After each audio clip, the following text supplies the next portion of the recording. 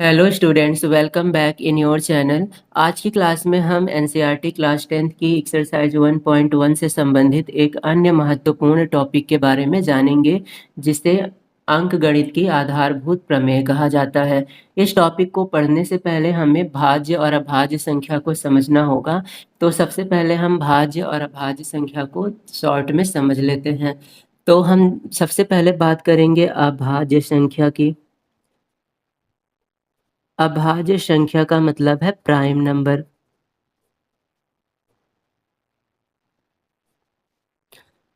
अभाज्य संख्या ऐसी संख्या होती है जो या तो एक से विभाजित होती हैं या फिर स्वयं से, किसी अन्य संख्या से उनको भाग नहीं किया जा सकता है। तो ऐसी संख्या जो एक या स्वयं से विभाजित हों।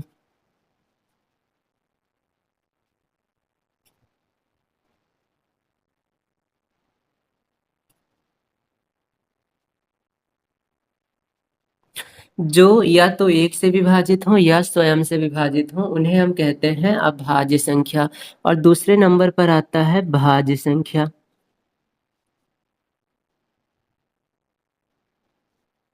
अब भाज्य संख्या के केस में हम देखेंगे कि वो एक और स्वयं के अलावा क्या किसी और अन्य संख्या से विभाजित है या नहीं।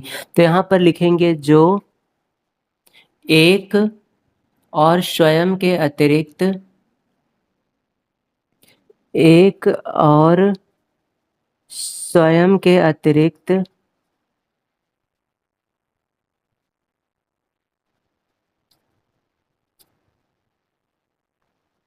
अन्य संख्या से भी विभाजित हों।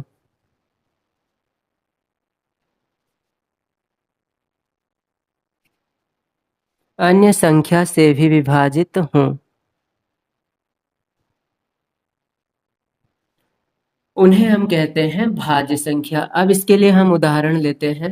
सबसे पहले हम बात करेंगे एक की। अब एक के लिए अगर हम चेक करेंगे तो एक एक से विभाजित है और एक स्वयं ही एक है। तो एक के केस में ऐसा माना जाता है कि हमें मानना है कोई संख्या एक से विभाजित हो और स्वयं से, अर्थात कम से कम दो संख्याओं से विभाजित होनी चाहिए, तब हम उसे अभाज्य मानते हैं।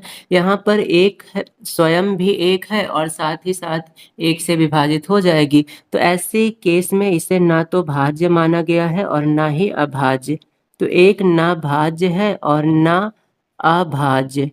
तो इस बात को हम ध्यान में रखेंगे क्योंकि ये सिर्फ एक संख्या से विभाजित है। लेकिन अभाज्य के केस में हमें दो संख्याएं चाहिए। एक, पहली संख्या एक और दूसरी संख्या कोई और हो, अर्थात कोई संख्या दो संख्या से विभाजित होगी, तब वो अभाज्य कहलाएगी। और दो से ज्यादा संख्या से विभाजित होगी तो उसे हम भाज्य कहेंगे। जैसे दो की बात करते हैं। अब दो को हम एक से विभाजित कर सकते हैं और दो से भी। अब दो दो संख्याओं से विभाजित है, एक और दो, इसलिए यह संख्या अभाज्य मानी जाएगी। इसी तरीके से तीन की बात करेंगे तो तीन एक और तीन से विभाजित है। तीन को हम एक से भाग कर सकते हैं और तीन से कर सकते हैं और किसी अन्य संख्या से भाग नहीं कर सकते हैं, इसलिए यह संख्या भी अभाज्य होगी। इसी तरीके से चार की बात करेंगे। चार को हम एक से भाग कर सकते हैं, दो से कर सकते हैं और चार से। चार एक से विभाजित है, स्वयं से विभाजित है और साथ ही साथ एक तीसरी संख्या दो से भी विभाजित है। अब चार दो से ज्यादा संख्याओं से विभाजित है, इसलिए हम इसे भाज्य संख्या कहेंगे, ना कि अभाज्य। तो अगर कोई संख्या केवल दो संख्या से विभाजित है तो अभाज्य, और दो से ज्यादा संख्याओं से विभाजित है तो उसे हम भाज्य कहते हैं। इसी तरीके से पांच की बात करते हैं। पांच एक और केवल पांच से विभाजित है, इसलिए यह भी अभाज्य संख्या का उदाहरण है। इसी तरीके से छः की बात करते हैं। छः एक से विभाजित है, दो से विभाजित है, तीन से है और छः से। अब ये दो से अधिक संख्याओं से विभाजित है। एक और छः के अलावा अन्य संख्या दो और तीन से विभाजित है, इसलिए इसे हम भाज्य संख्या कहेंगे। इसी तरीके से सात की बात करते हैं। सात एक और सात से विभाजित है, इसलिए यह अभाज्य है। 8 1 से विभाजित है, 2 से, 4 से और 8 से। 8 अधिक संख्याओं से विभाजित है, 1 और स्वयं के अलावा भी अन्य संख्या से विभाजित है, इसलिए इसे हम भाज्य संख्या कहेंगे। तो यह एक भाज्य संख्या है। 9 9 1 से विभाजित है, 3 से है और 9 से है। 9 1 और 9 के अलावा एक अन्य संख्या 3 से विभाजित है, इसलिए यह भी एक भाज्य संख्या है। इसी तरीके से 10 की बात करें, 10 1 से विभाजित है, 2 से विभाजित है, 5 से विभाजित है और 10 से विभाजित है, इसलिए 10 भी एक भाज्य संख्या है, क्योंकि 1 और 10 1 और स्वयं के अलावा अन्य संख्याओं से विभाजित हो जाती है। इसी तरीके से 11 की बात करें तो 11 केवल 1 और 11 से विभाजित है, इसलिए यह अभाज्य संख्या है।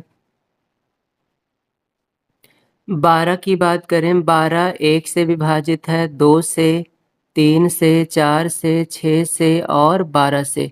ये बहुत सी संख्याओं से विभाजित है, इसलिए इसे हम भाज्य संख्या की कैटेगरी में रखेंगे। 12 के बाद 13 13 1 और 13 से ही विभाजित है, इसलिए यह अभाज्य संख्या है। 14 की बात करें तो 14 1 से विभाजित है, 2 से है, 7 से है और 14 से है, इसलिए यह एक भाज्य संख्या है।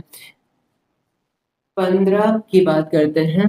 15 1 से विभाजित है, 3 से विभाजित है, 5 से विभाजित है और 15 से विभाजित है, इसलिए यह भी एक भाज्य संख्या है।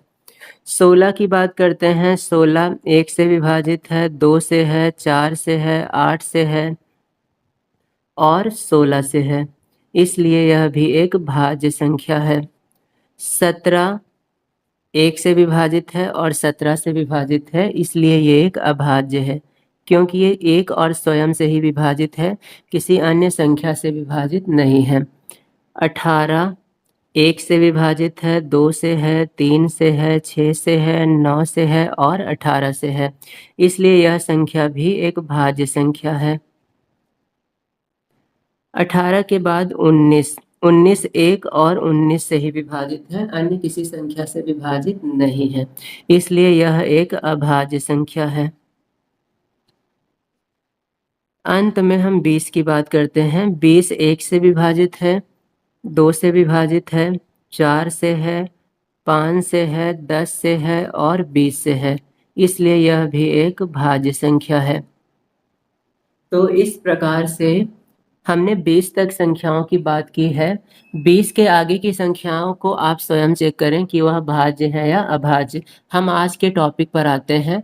आज के टॉपिक में हमें देखना है कि गणित की आधारभूत प्रमेय किसे कहा जाता है। तो चलते हैं अगले टॉपिक की। गणित की आधारभूत प्रमेय के अनुसार किसी भी भाज्य संख्या को हम अभाज्य संख्या के गुणनफल के रूप में व्यक्त कर सकते हैं। जैसा कि अभी हमने देखा था कि 4 एक भाज्य संख्या है, क्योंकि ये 1 और 4 के अलावा 2 से विभाजित है, तो 4 एक भाज्य संख्या है और इसे हम अभाज्य संख्या के गुणनफल के रूप में लिख सकते हैं। तो 4 को हम लिख सकते हैं 2 गुणे 2। अब यहाँ पर 2 और 2 दोनों अभाज्य संख्या है और 4 एक भाज्य संख्या है, तो भाज्य संख्या को हमने अभाज्य संख्या के गुणा के रूप में लिख दिया। इसी तरीके से 6 भाज्य संख्या है, इसे हम अभाज्य संख्या 2 और 3 के गुणा के रूप में लिख सकते हैं। इसी तरीके से 8 को हम लिख सकते हैं 2 गुणे 2 गुणे 2। 8 एक भाज्य संख्या है और 2 अभाज्य संख्या है, तो हमने भाज्य संख्या को अभाज्य के गुणा के रूप में लिख दिया। इसी तरीके से हम बात करते हैं 9 की। 9 को हम लिख सकते हैं 3 गुणे 3। 9 भाज्य संख्या है और 3 अभाज्य संख्या। भाज्य संख्या को हमने अभाज्य संख्या के गुणनफल के रूप में लिख दिया। इसी प्रकार से आता है 10। 10 को हम लिख सकते हैं 2 इंटू 5। 2 है एक अभाज्य और 5 भी है अभाज्य संख्या, तो 10 को भी हमने अभाज्य संख्याओं के गुणनफल के रूप में लिख दिया। इसी तरीके से हम 12 को लिख सकते हैं 2 गुणे 3। तो यहाँ पर 12 को हमने 2 और 3 अभाज्य संख्याओं का गुणा करके लिखा है। 14 को हम लिख सकते हैं 2 गुणे 7।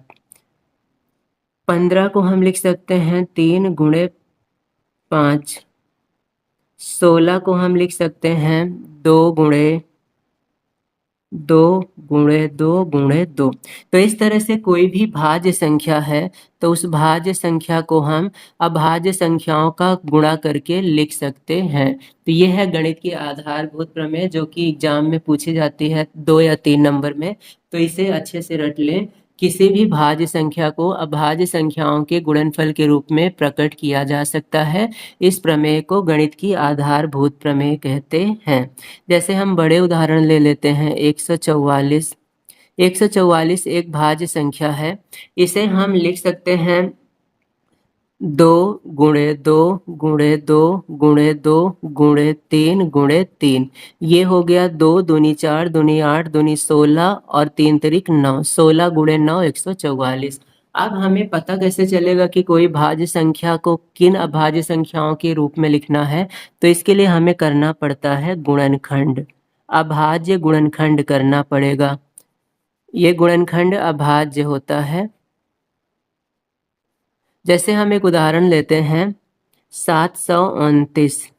अब हमें पता नहीं है कि 729 को किन अभाज्य संख्याओं के गुणा के रूप में लिखा जाए, तो हम इसका गुणनखंड कर देंगे।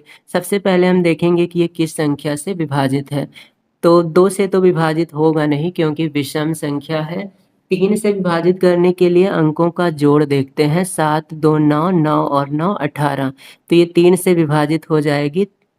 3 दूनी 6 3 चौक 12 3 तिरिक 9।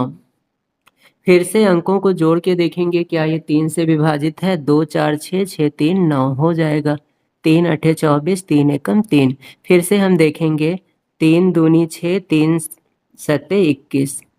फिर से 3 से भाग करेंगे 3 9 27। फिर से 3 तिरिक 9। फिर से 3 से 3 एकम 3।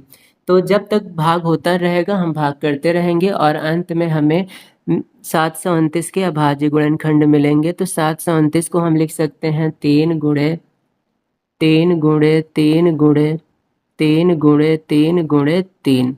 तो ये हो गया 729 का अभाज्य गुणनखंड। यहाँ पर हमने 6 बार 3 का गुणा किया और अभाज्य गुणनखंड मिल गया। तो इस तरह से हम किसी भी भाज्य संख्या का अभाज्य गुणनखंड कर सकते हैं। अगली क्लास में हम एलसीएम और एचसीएफ के क्वेश्चन सॉल्व करेंगे और साथ ही साथ देखेंगे कि अभाज्य गुणनखंड को हम कैसे कर सकते हैं।